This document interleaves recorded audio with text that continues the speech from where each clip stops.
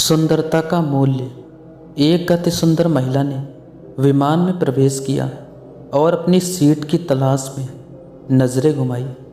उसने देखा कि उसकी सीट एक ऐसे व्यक्ति के बगल में है जिसके दोनों ही हाथ नहीं हैं। महिला को उस अपाहिज व्यक्ति के पास बैठने में झिझक हुई।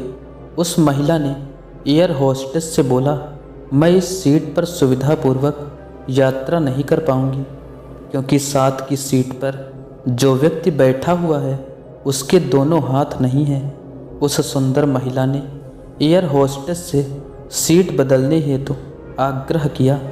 असहज हुई एयर होस्टेस ने पूछा, मैम क्या मुझे कारण बता सकती हैं? सुंदर महिला ने जवाब दिया, मैं ऐसे लोगों को पसंद नहीं करती। मैं ऐसे व्यक्ति के पास बैठकर यात्रा नहीं कर पाऊंगी।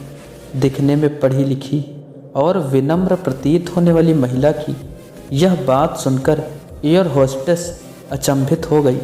महिला ने एक बार फिर एयर होस्टेस से जोर देकर कहा, मैं उस सीट पर नहीं बैठ सकती, अतः मुझे कोई दूसरी सीट दे दी जाए। एयर होस्टेस ने खाली सीट की तलाश में चारों ओर नज़र घुमाई पर कोई भी सीट खाली नहीं दिखी। एयर होस्टेस ने महिला से कहा कि मैडम, इस इकोनॉमी क्लास में कोई सीट खाली नहीं है, किंतु यात्रियों की सुविधा का ध्यान रखना हमारा दायित्व है, अतः मैं विमान के कप्तान से बात करती हूँ, कृपया तब तक थोड़ा धैर्य रखें। ऐसा कहकर होस्टेस कप्तान से वो बात करने चली गई। कुछ समय बाद लौटने के बाद उसने महिला को बताया, मैडम, आपको जो असुविधा हुई उसके लिए बहुत खेद है। इस पूरे विमान में केवल एक सीट खाली है और वह प्रथम श्रेणी में है। मैंने हमारी टीम से बात की और हमने एक असाधारण निर्णय लिया। एक यात्री को इकोनॉमी क्लास से प्रथम श्रेणी में भेजने का कार्य हमारी कंपनी के इतिहास में पहली बार हो रहा है।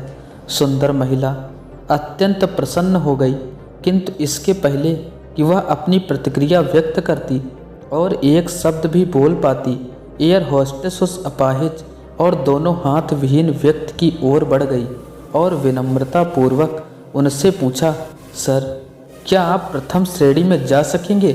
क्योंकि हम नहीं चाहते कि आप एक अशिष्ट यात्री के साथ यात्रा करके परेशान हों। यह बात सुनकर सभी यात्रियों ने ताली बजाकर इस निर्णय का स्वागत किया। वह अति सुंदर दिखने वाली महिला तो अब शर्म से नजरें ही उठा नहीं पा रही थी। तब उस अपाहिज व्यक्ति ने खड़े होकर कहा, मैं एक भूतपूर्व सैनिक हूँ और मैंने एक ऑपरेशन के दौरान कश्मीर सीमा पर हुए बम विस्फोट में अपने दोनों हाथ खोए थे। सबसे पहले जब मैंने इन देवी जी की चर्चा सुनी तब मैं सोच रहा था कि मैंने भी किन लोगों की सुरक्षा के लिए अपनी जान जोखिम में डाली और अपने हाथ खोए, लेकिन जब आप सभी की प्रतिक्रिया देखी तो अब अपने आप पर गर्व महसूस हो रहा है कि मैंने अपने देश और देशवासियों की खातिर अपने दोनों हाथ खोए। और इतना कहकर वह प्रथम श्रेणी में चले गए। सुंदर महिला पूरी तरह से शर्मिंदा होकर सर झुकाए सीट पर बैठ गई। अगर विचारों में उदारता नहीं है तो ऐसी सुंदरता का कोई मूल्य नहीं है। मैंने आप लोगों को ये कहानी सुनाई, मैंने इस कहानी को सुनाया। अगर आपके दिल को ये कहानी छू गई हो तो इस कहानी को इतना ज़्यादा शेयर करना कि पूरे देश में फैल जाए। अगर ऐसी ही कहानी आप रोज़ाना सुनना चाहते हैं तो हमें कमेंट बॉक्स में बताइए।